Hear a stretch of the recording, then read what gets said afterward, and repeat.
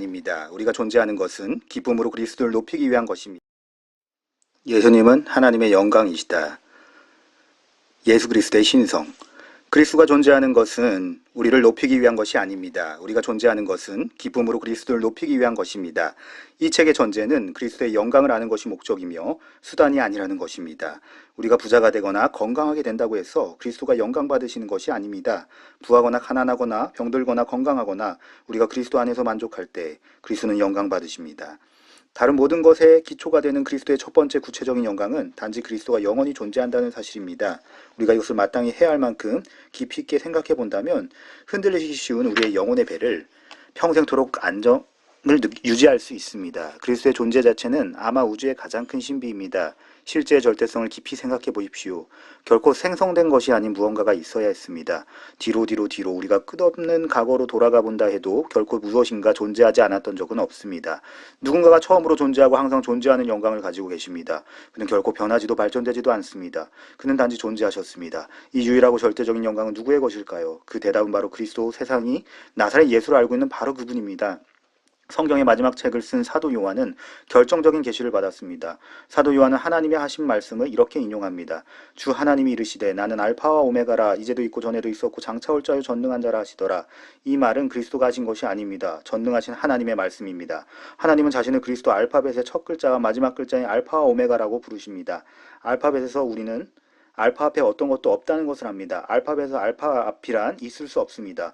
또한 모든 사람이 오메가 뒤에 어떤 것도 없다는 것을 알고 있습니다. 알파벳에서 오메가 뒤란 있을 수 없습니다. 하나님과 실제와의 관계도 이와 같습니다. 하나님의 앞도 하나님의 뒤도 존재할 수 없습니다. 당신이 아무리 먼 과거로 돌아가거나 아무리 먼 미래로 나아간다 할지라도 하나님은 절대적으로 그곳에 존재하십니다. 하나님은 절대적인 실제입니다. 하나님은 첫 번째이자 항상 존재하시는 영광을 소유하십니다. 하나님에게 이 유일한 영광이 속해 있습니다. 이것이 하나님 대한 구약의 이름인 야훼가 본질적으로 뜻하는 것입니다. 야훼는 존재한다라는 동사를 기초로 한 단어입니다. 모세가 하나님에게 하나님의 이름을 물어보았을 때 하나님이 모세에게 이르시되 나는 스스로 있는 자이니라. 너는 이스라엘 자손에게 이같이 이르기를 스스로 있는 자가 나를 너희에게 보내셨다 하라라고 말씀하셨습니다. 이 스스로 있는 자라는 것을 하나님은 이사야에게 절대적이고 영원한 실제로 즉 과거와 미래를 포함하는 것으로서 보여주셨습니다. 나 여호와가 말하노라. 너희는 나의 증인 나의 종으로 택함을 입었나니 이는 너희가 나를 알고 믿으며 내가 그인줄 깨닫게 하려 함이라. 나의 전에 지음을 받은 신이 없었느니라. 나의 후에도 없으리라. 나로 존재한다는 것은 절대적으로 처음과 마지막으로 존재한다는 것입니다. 전에도 없고 후에도 없습니다. 단지 스스로 있는 자입니다. 하나님은 이사야서 44장 6절에서 이것을 분명하게 설명하십니다. 이스라엘의 왕인 여호와 이스라엘의 구원자인 만군의 여호와가 이와 같이 말하노라. 나는 처음이요 나는 마지막이라. 나 외에 다른 신이 없느니라. 그리고 다시 이사야서 48장 12절에서 야곱아 내가 부른 이스라엘아 내게 들으라. 나는 그니 나는 처음이요 또 나는 마지막이라 라고 하십니다. 야훼가 하나님의 이름입니다. 야훼는 절대적이며 영원하며 가장 강한 분이라는 뜻입니다. 하나님은 하나님 외에 다른 어떤 것도 존재하지 않았을 때 독특한 존귀와의 유일한 영광을 항상 가지고 계셨습니다. 또한 어떤 것도 하나님보다 더 오래 존재할 수 없습니다. 이것이 바로 하나님이라는 말이 의미하는 것입니다. 그렇다면 이것은 우리가 나사렛 예수로 알고 있는 그리스도와 어떤 관계가 있습니까? 모든 것이 관계 있습니다. 사도 요한은 계시록 끝부분에서 그리스도의 말을 이렇게 인용합니다. 보라 내가 속히 오리니 내가 줄 상이 내게 있어 각 사람에게 그가 행한 대로 갚아주리라. 나는 알파와 오메가요 처음이요 마지막이요 시작과 마침이라. 나 예수는 교회들을 위하여 내 사자를 보내어 이것들을 너희에게 증언하게 하였노라. 이 구절은 하나님 아버지가 아닌 그리스도가 말씀하시는 것입니다. 하나님 아버지와 그리스도가 하나가 아니라면 두 분이 동시에 알파와 오메가가 될 수 없습니다. 두 분이 하나가 아니라면 동시에 절대적으로 처음과 마지막이 될 수 없습니다. 그러나 그리스도는 자신에 대해 전능하신 하나님에게 속해 있는 것과 같은 존귀함과 영광을 주장하십니다. 그리스도의 유일하게 영광스러운 이름인 나라는 이름을 사용하셨습니다. 예수님은 진실로 너희에게 이르노니 아브라함이 나기 전부터 내가 있느니라 라고 말씀하셨습니다. 예수님은 제자들에게 자신의 죽음이 가까워졌을 때 다음과 같이 말씀하셨습니다. 지금부터 일이 일어나기 전에 미리 너희에게 일러둠은 일이 일어날 때에 내가 그인 줄 너희가 믿게 하려 함이로다. 어느 누구도 자신에 대해 이보다 더 위대한 말을 할 수는 없습니다. 그것은 진리이거나 신성모독적인 말입니다. 그리스도는 하나님이시거나 불경한 자입니다. 요한은 하나님이 어느 쪽인지 알고 있었습니다. 태초에 말씀이 계시니라. 이 말씀이 하나님과 함께 계셨으니 이 말씀은 곧 하나님이시라. 말씀이 육신되어 우리 가운데 거하심에 우리가 그의 영광을 보니 아버지의 독생자의 영광이요 즉 시간의 어느 시점에 생겨나신 분이 아니라 영원히 존재하시는 분입니다. 하나님 아버지와 그리스도는 두 하나님이 아니라 한 하나님으로 계십니다. 아버지께서 나신 아들은 아버지의 동일한 본질적인 신성을 가지고 계십니다.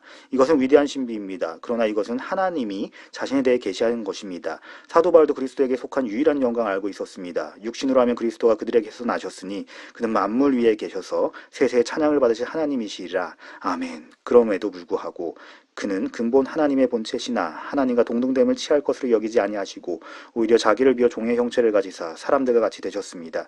따라서 그 안에는 신성의 모든 충만이 육체로 거하십니다. 그리고 우리 기독교는 이제 단순한 인간을 기다리는 것이 아니라 복스러운 소망과 우리의 크신 하나님 구주 예수 그리스도의 영광이 나타나심을 기다리고 있습니다.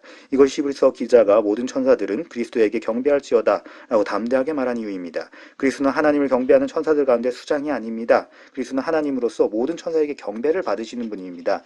또 그가 마다들을 이끌어 세상에 다시 들어오게 하실 때에 하나님의 모든 천사들은 그에게 경배할지어다 말씀하시며 그리스도가 존재하는 모든 만물의 창조하시기 때문입니다. 그리고 그리스도 자신이 하나님이시기 때문입니다. 아들에 관하여 하나님이여 주의 보좌는 영영하며 주의 나라의 규는 공평한 규이니라. 또 주여 태초에 주께서 땅의 기초를 두셨으며 하늘도 주의 손으로 지으신 바라. 이렇게 하나님 아버지는 아들의 신성을 증명하십니다. 그리스도는 하나님의 영광의 강체시요 그 본체의 형상이시라. 그의 능력의 말씀으로 만물을 붙드시며 예수 그리스도는 우주의 창조자이십니다. 예수 그리스도는 알파와 오메가요 처음과 나중입니다. 예수 그리스도는 결코 시작이 없습니다. 예수 그리스도는 절대적 실제입니다. 그리스도는 처음으로 그리고 언제나 존재하시는 비할 데 없는 종기와 유일한 영광을 갖고 계십니다. 그리스도는 결코 생겨나신 적이 없습니다. 그리스도는 영원히 하나님 아버지에게서 나신 바 되셨습니다. 성부 하나님은 영원히 성자 하나님 안에서 하나님의 영광의 강체시요 그 본체의 형상을 누리셨습니다. 이 영광을 보고 맛보는 것이 바로 우리 구원의 목적입니다. 아버지여 내게 주신 자도 나 있는 곳에 나와 함께 있어 아버지에게서 창세전부터 나를 사랑하심으로 내게 주신 나의 영광을 그들로 보게 하시기를 원하옵나이다. 그리스도의 영광을 영원히 즐거워하는 것이 우리가 창조되고 구속받는 목적입니다. 기도하겠습니다. 영원하신 아버지, 당신은 시작도 끝도 없으신 분입니다. 당신은 알파와 오메가이십니다. 우리는 이것을 믿습니다. 당신이 우리에게 계시해 주셨기 때문입니다. 당신이 우리의 눈을 열어 예수 그리스도가 영원한 하나님의 아들이시며 창조의 분이 아닌 나신 분이라는 것을 보게 하셨습니다. 또한 아버지이신 당신과 당신의 아들이신 그리스도가 한 하나님이라는 것을 알게 하셨습니다. 그것을 알게 하신 당신의 은혜에 우리의 마음은 감사함으로 벅차오릅니다. 그리고 사라져버리는 보잘것없는 우리의 언어로 당신의 존귀함을 가릴지 모른다는 두려움으로 그토록 영광스러운 진리를 우리의 입술에 담는 것조차 두려워 떨 수밖에 없습니다. 그러나 우리는 말해야 합니다. 우리가 당신을 찬양해야 하기 때문입니다. 우리가 아무 말도 하지 않는 것이 부끄러운 일이 될 것입니다. 우리가 침묵하면 바이라도 당신을 찬양할 것입니다. 당신은 찬양받기에 합당하신 분이기 때문입니다. 당신이 지으신 이 세상에서 당신은 얼마나 경이로운 분인지요. 우리는 당신께 감사를 올려야 합니다. 당신이 우리에게 예수 그리스도 당신의 아들의 영광을 맛보고 볼 수 있게 해주셨기 때문입니다. 오 그리스도를 아는 것은 얼마나 경이롭고 복된 일인지요. 아버지 우리는 그리스도를 알기를 갈망합니다. 우리의 영혼을 그리스도의 영과 그리스도의 모든 위대함을 흠뻑 적게 하시고 충만케 채우소서. 당신이 우리를 위해 그리스도 안에 있게 하신 모든 것 안에서 만족함을 얻도록 우리에게 능력을 부어주소서.